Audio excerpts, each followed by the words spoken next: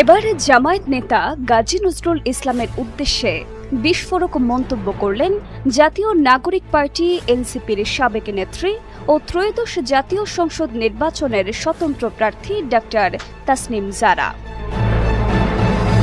একটি ব্যক্তিগত ঘনিষ্ঠ মুহূর্তের ভিডিও সামাজিক মাধ্যমে ভাইরাল। এরপরই শুরু হয় তুমুল আলোচনা, আর সেই আলোচনার কেন্দ্রে বাংলাদেশের জামায়াতে ইসলামের সংসদ সদস্য গাজী নজরুল ইসলাম।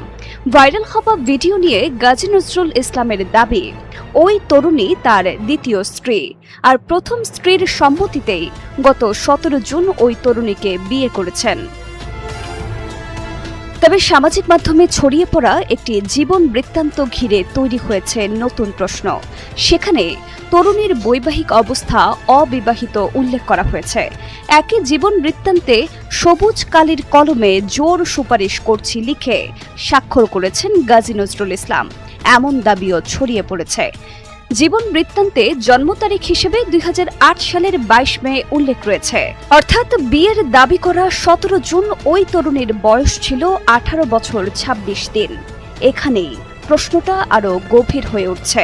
প্রথমত, আমাদের বিয়ে কোনো গোপন বা অনৈতিক বিষয় নয়। সাবেক এনসিপি নেত্রী তাসনিম জারা সামাজিক মাধ্যমে এই ঘটনা নিয়ে বেশ কিছু গুরুতর প্রশ্ন তুলেছেন। এক পোস্টে যারা লিখেছেন, এসএসসি শেষ করেই যদি কোনো তরুণী চাকরির সন্ধানে থাকেন, তাহলে সেই চাকরি তার পরিবারের জন্য কতটা গুরুত্বপূর্ণ তা সহজেই অনুমান করা যায়। কারণ দরিদ্র পরিবারের জন্য একটি চাকরি শুধু একটি চাকরি নয়, সেটি হতে পারে মায়ের ঔষধের টাকা, ছোট ভাইয়ের পড়াশোনার খরচ কিংবা বৃষ্টিতে ভেঙে পড়া ঘরের ছাদ মেরামতের শেষ ভরসা।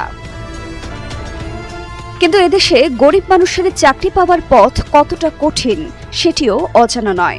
পরীক্ষা, প্রতিযোগিতা, দীর্ঘ অপেক্ষা, আর অনেক সময় শেষ পর্যন্ত কোনো ক্ষমতাবান মানুষের সুপারিশের ওপর নির্ভরতা।